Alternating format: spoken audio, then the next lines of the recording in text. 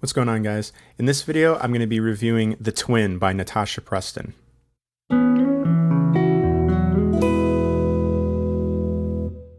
It seems like every time I go to Target, Natasha Preston has a new book out. She's put out a new book every year since 2012, so bravo to her work ethic, and I applaud her for that.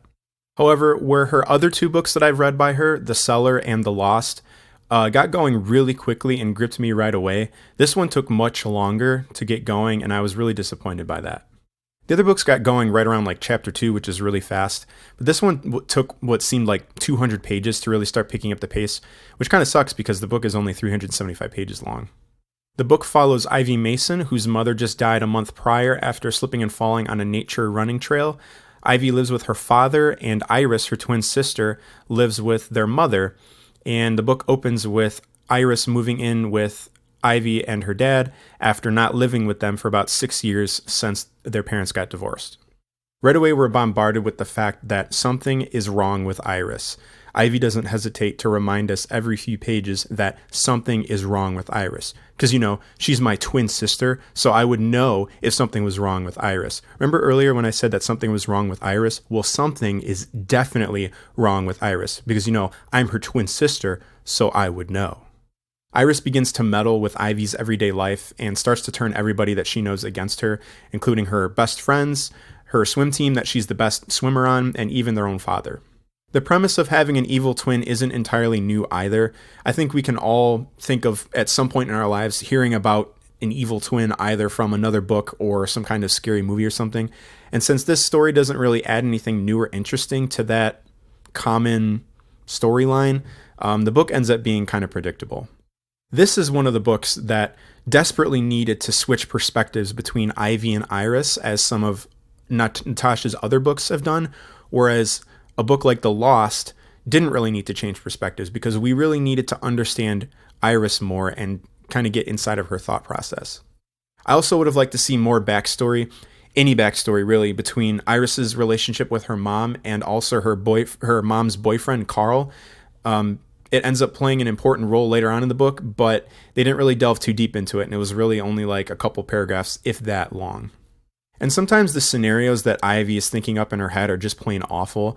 For example, she gets framed for stealing a test from a teacher, and someone plants it in her locker, and then the teaching staff goes around lockers looking for it, and they end up finding it in Ivy's locker, and Ivy knows that Iris did it, because who else could have done it?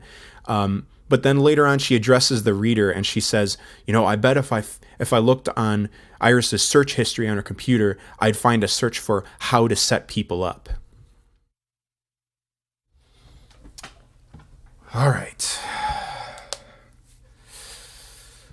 How to set people up. Search. Oh, here's one. Plant a test in their locker and then frame them for stealing a teacher's test. I better call customer service on this one.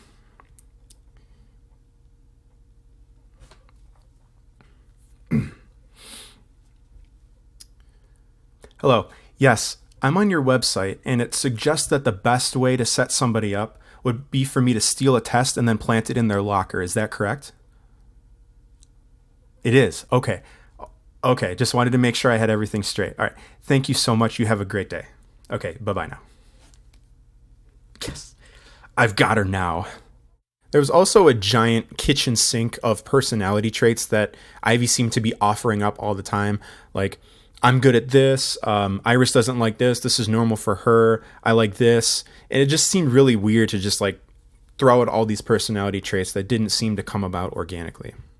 One redeeming thing about the book is that it did get my blood boiling at the end when everybody was not believing Ivy when she said that she was doing nothing wrong and they were all taking Iris's side. Preston did a great job of pulling those emotions out of me because Iris can be truly irritating, and I did like how the book ended. Even though the book did pick up at the end, it wasn't enough to save it from a 2 out of 5 score. It is a light read and easy to get through, but if you've never read anything by Natasha Preston, I would recommend starting with The Cellar first. Thanks so much for watching, and I'll see you guys in the next book review video. See you later.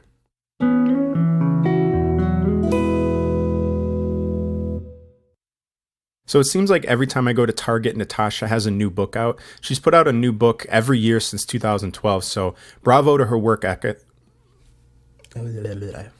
Work ethic.